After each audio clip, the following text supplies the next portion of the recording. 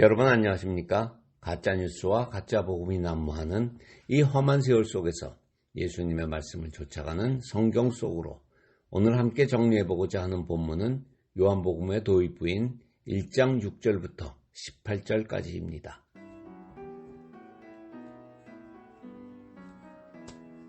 요한복음의 저자 요한이 갑자기 세례 요한에 대한 언급을 합니다. 세례 요한은 하나님께로부터 보내심을 받은 사람입니다. 누가복음에 의하면 그에게는 두 가지의 사명이 있었습니다. 하나는 제사장 사가랴의 아들로서 이스라엘 자손을 하나님께로 돌아오게 하는 것이었고, 또 다른 하나는 구약의 마지막 선지자로서 신약의 주인공인 예수 그리스도를 소개하는 역할이었습니다. 누가복음에 나온 세례 요한의 역할을 요한복음은 이렇게 설명합니다. 7절입니다. 그가 증언하러 왔으니 곧 빛에 대하여 증언하고 모든 사람이 자기로 말미암아 믿게 하려 함이요. 즉 하나님의 보내심을 받은 요한의 역할은 예수를 증언하고 모든 사람들로 하여금 예수를 믿게 하는 것이라는 겁니다. 그런데 따지고 보면 예수를 증언하고 모든 사람이 믿게 하는 것은 비단 요한의 사명일 뿐만이 아니라 이 땅의 모든 성도, 다른 말로 하면 하나님의 보내심을 받은 사람 모두의 사명이기도 합니다. 중요한 것은 성도의 사명이 모든 사람에게 전도하는 것은 맞지만 전도받은 사람들이 모두 예수를 믿게 되는 것은 아니라는 것입니다. 왜냐하면 예수를 믿고자 하는 마음은 하나님이 주시는 것이지 전도자의 노력에 의해서 이루어지는 것은 아니기 때문입니다.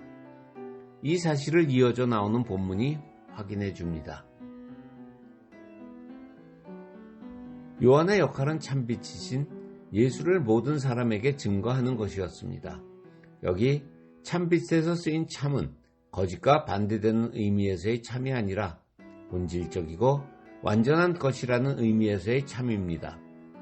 예를 들어 인간이 발전시켜온 과학, 문화, 예술, SNS 등도 인간 사회를 밝히는 선한 빛의 역할을 할 때가 있습니다. 그러나 그것은 경우에 따라 얼마든지 악의 도구로도 사용될 수 있습니다. 이에 반해 예수님은 그 어떤 경우에도 완전하게 선하신 분입니다. 그래서 예수님은 참빛이 되시는 것입니다. 문제는 이 빛을 쏘인 사람들 중에도 예수를 거부하는 사람들이 있었다는 것입니다. 예수님께서 당신이 직접 지으신 세상으로 내려오셨지만 세상은 그를 알지 못했고 영접하지 않았습니다. 여기서 알지 못했다는 것은 단순한 지식적 개념으로서의 알미 아니라 깊게 맺은 관계 속에서 알게 되는 관계적 개념으로서의 알을 의미합니다. 따라서 그들은 예수를 영접할 수 없었습니다. 영접이란 내 안으로 받아들이는 것입니다. 여기서 중요한 질문이 나옵니다. 왜 그들은 예수를 영접하지 않았을까요?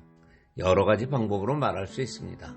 처음부터 빛을 볼 수 없는 소경들이었거나 내 안에 세상 것들로 꽉 차 있어서, 즉 세상의 지식과 재물과 재능 등이 너무 많아서 예수를 볼 수 없었거나, 혹은 애당초 어둠의 자식들이었으므로 참빛 앞에서 자신의 죄가 밝히 드러나는 것이 싫었을 수도 있습니다.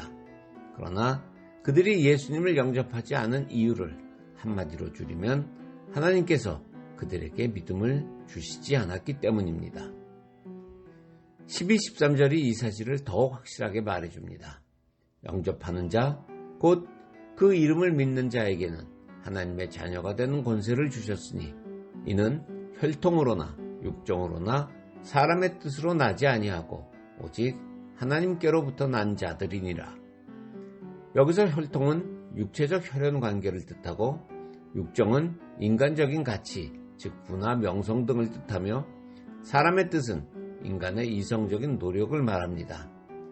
즉 하나님께서는 어떤 사람에게만 하나님의 자녀가 되는 권세, 특권을 주셨는데 이는 인간적인 어떠함과 관계없이 오로지 하나님의 선택하심에 달려 있다는 것입니다.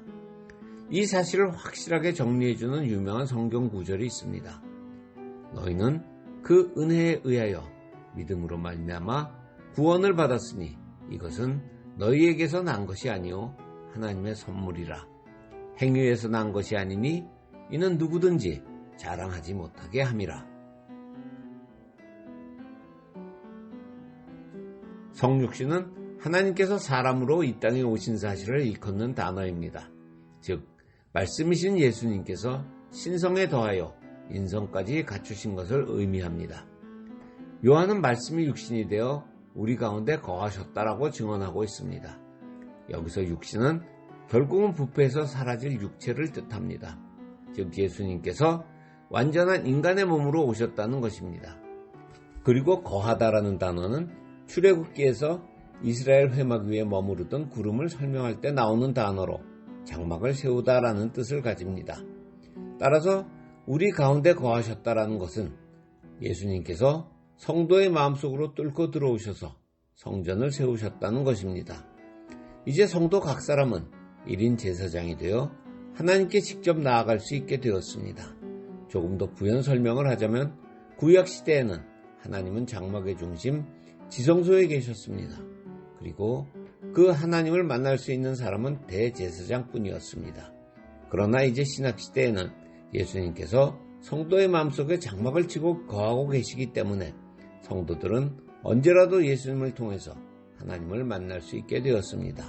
그래서 우리를 택해서 예수를 믿게 하신 것이 은혜라는 것입니다. 16절입니다. 우리가 다 그의 충만한 데서 받으니 은혜 위에 은혜로라. 예수님의 충만함으로 인해 예수를 영접한 사람들은 분에 넘치는 은혜, 즉 은혜 위에 은혜를 받게 되었습니다. 여기서 말하는 은혜 위에 은혜라는 표현은 은혜를 곱배기로 받았다는 뜻이 아닙니다. 여태까지도 은혜를 받았지만 그와 대비되는 차원이 다른 은혜를 받았다는 뜻입니다.